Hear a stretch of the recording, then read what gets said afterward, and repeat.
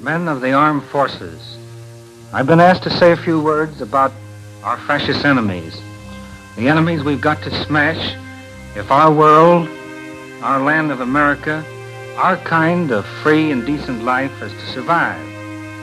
I don't say our kind of life in this country is perfect. There are things I don't like, things you don't like. A lot of things could be improved. But as one who has spent the last 8 years mostly in the totalitarian lands, I can tell you that what we have is infinitely better than what they have, or what we'll have if they win this war.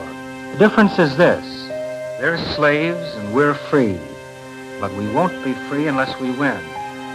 You hear a lot of talk that we're fighting to make this world a better place to live in, and of course we are. With Hitler and Hirohito and the little Ducha out of the way, their murdering and plundering stopped, it follows naturally that it will be a better world. It will be a world with a little decency and human dignity restored to it, and that's very important. I've seen what happens to nations and peoples that Hitler conquers. I've seen how he destroys them with a brutality, with a ruthlessness that you have to see to really comprehend. It seems to me, therefore, that to begin with, we're fighting to avoid that fate for ourselves, to avoid being destroyed and being enslaved. We're fighting to survive and to remain free. And if that sounds to some of you a little academic, I would remind you of what happened, say, to the Poles and the French. I saw them destroyed and enslaved, and I'd rather be dead, and I think you would too, than to have that happen here. For some 3,000 years now, the military leaders have always emphasized that it's absolutely essential, if you're going to win a war, and you and I know we're going to win this one, that it's essential to know your enemies so that you're able to size them up, estimate their strengths and weaknesses. In my small way, I'd like to try to do that today. In the past, we have often been guilty of underestimating our enemies. You remember those stories so current 6 months ago about those obsolete Jap planes and those miserable little pygmy Jap pilots. Like most Americans, I believed them then. One personal word here, if I may. I want to assure you that I am not one of those armchair civilians who has come to incite you men in uniform with a lot of fake atrocity stories about the enemy. The truth about him needs no adornment. In my job, I got to know something about our chief enemies, the Nazis. Those very able thugs, some of you no doubt, are going to get acquainted with before this war is over. About the main enemy, the other main enemy rather, the Japs, I have no first-hand knowledge. I know only what you know, that they're treacherous and cruel. If you remember the authentic accounts of the horrors they perpetrated in Nanking, when they captured that great Chinese city, you could not have been surprised at the story the other day of how they had bound 50 British prisoners in Hong Kong to stakes and then bayoneted them to death. It was not new. The Japs have been doing that in China for years. That's the kind of soldiers they are. The Italians are also among our fascist enemies, but the chances are you will not meet many of them in this war. Being, in my estimation, a rather decent people, their hearts are not in the war. They're mere prisoners of the Nazis. You know the story of the Italian and Frenchman who met on the border the other day. The Italian said, "How lucky you French are." "What do you mean lucky?" asked the Frenchman. "Why, in France," said the Italian, "you at least have an unoccupied zone."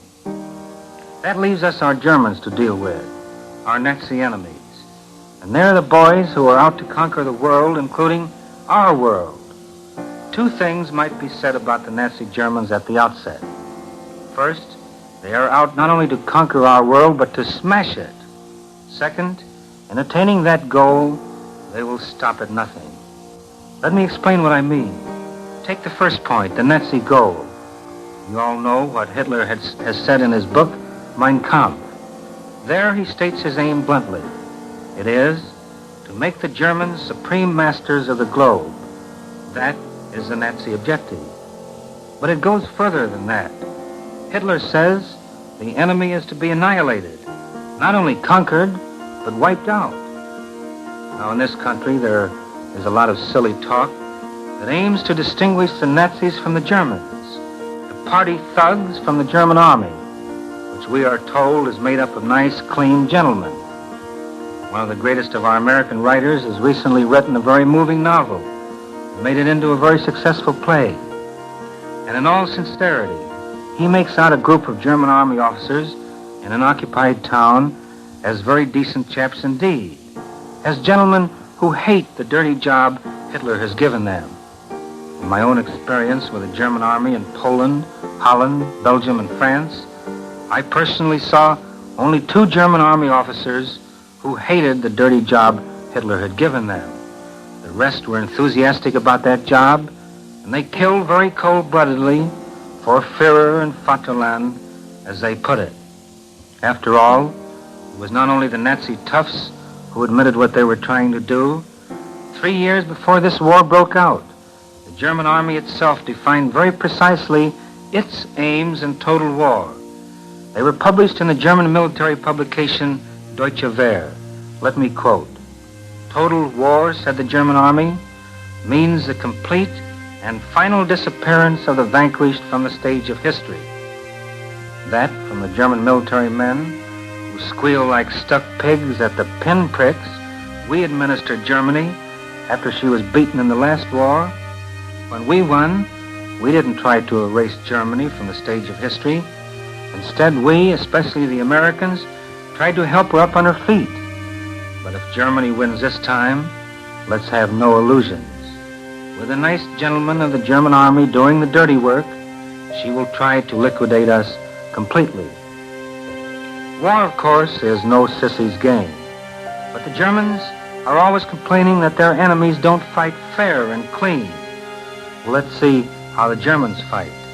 The slaughter of civilians, especially of women and children, has been frightful in this war, far worse than in any previous war in history. But it was no secret in Berlin that the mass killing of civilians was done very deliberately by the German High Command. It was part of the new total war, part of Hitler's calculated strategy of terror. Consider Warsaw. It was completely surrounded by the German army 2 weeks after the Polish campaign started. The fighting elsewhere was over. The city could not possibly hold out more than a few weeks.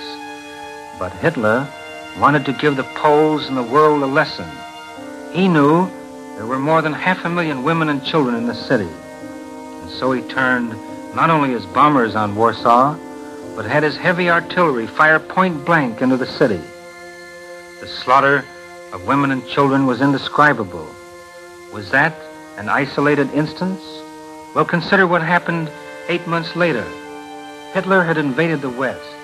The Dutch, instead of surrendering, as the Germans had asked them to do, were fighting. The German High Command decided to give them a lesson. It gave the order to wipe out the central part of the city of Rotterdam by a dive-bombing attack. Now, this attack was not carried out against Dutch troops. Only a few of them were in the city. It was a deliberate decision on the part of the German military command to slaughter not opposing troops, but helpless civilians. The Germans figured it would be so frightful it would induce the Dutch to surrender, and this strategy of terror succeeded. The butchery in Rotterdam will be remembered for 1,000 years. In that spring that Hitler threw his armies into the West, a bunch of American correspondents arrived in Calais or Dunkirk, I forget which. The town was in flames. But that wasn't what struck the newspaper men. What struck them was that on the quay, a long line of Red Cross ambulances had been smashed to smithereens by a German dive bomb attack. The wounded killed in their stretchers before they could be placed on ships. Goering's bombers had done it deliberately, for the pilots could easily see the Red Cross signs painted on the top of the ambulances. Later on, as we went into Paris with the German army, we found one of the reasons why the Germans refused to respect the Red Cross sign. They were abusing it themselves, and supposed that the French and the British were too. In a big German gasoline dump north of Paris, I saw myself scores of German tank trucks disguised as Red Cross ambulances. To avoid being bombed, these trucks carrying gasoline for Nazi planes had big Red Cross signs painted all over them. That was one of the ways that the German army fought. Well, for a while, it was an invincible army. Nothing stopped it. The French, for example, seemed paralyzed by the very sight of it. But our Russian friends have shown us that that German army is not so invincible. That good as it is, it can be stopped and beaten back. How did the Russians stop it? By doing three things, I think. First, by fighting. And the Soviet army was the first well-equipped army on our side which did stand up and fight in this war. Second, the Russians found the answer to the mechanized panzer attack. They learned how to defend in depth. They crushed German infantry and artillery, which came in behind the tanks. Third, the Russians found out what everyone knew all the time, or should have known, that much-advertised Stuka dive bomber is not much good when you put some fighter planes against it. Well, what the Russian army has done, we can do too. The time is late. The Germans are still strong. Their air force is immense, so is their tank corps. They still have a lot of fight and cunning left in them, and cruelty, and they grow desperate. Their increasing plundering and murdering in the occupied lands shows us that. But they can be beaten, and it will be our job to help finish them off. I thank you.